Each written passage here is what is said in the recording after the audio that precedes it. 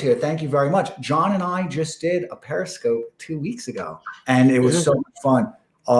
We've done a few now. Really smart guy, and he's got a Patreon actually also. So go to his Twitter. It's John Robb. Love him. And says, aren't corporations acting as, and this is actually what John writes about. So this is a lot of his own kind of stories as well. So he says, aren't corporations acting as a unified network, aggregating power far faster than the tribal left? Yeah, that's a good point. I don't know. I mean, are they going to come into conflict? Who's going to win if they come into conflict? What about, well, I would agree that these corporate conglomerates today, who are entirely allied to the left, cooperate with the state. My question is, at some point, will there be a break with the tribal left? And what will it look like? I mean, they might come and Black Lives Matter might start burning down their buildings, doing things like that. They're not going to spare them in the end, as we see in Seattle and Portland and so forth. So if a conflict develops between, I think what might happen is the deep state, the media, most of the media, and the corporate wealth, which is politically allied to the left, will join hands and wipe out the others. They'll get rid of all the people making violence. They'll say they're Nazis, which they said in Minneapolis. They said, well, they really are far rightists. They'll just get rid of them.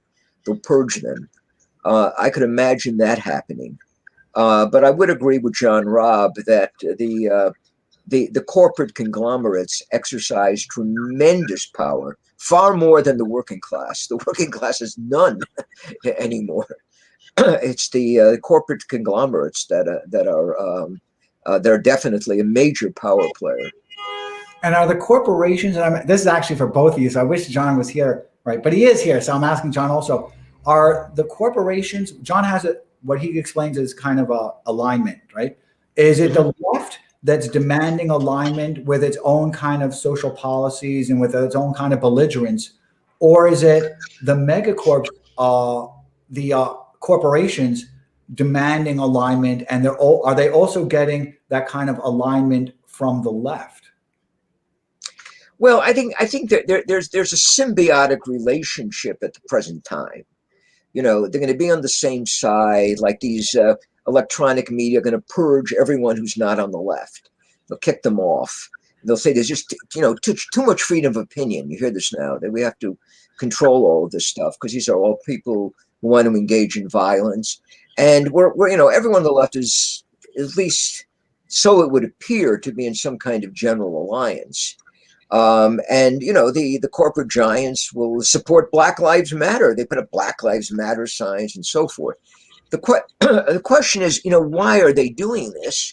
They may be doing it to some extent out of fear, like they're not hiring enough blacks to work there.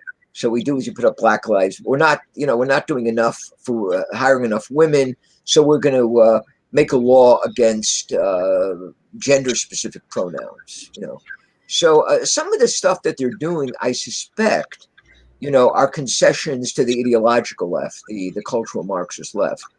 But there may come a time when they come into conflict. There's no reason to assume that the present situation will continue indefinitely.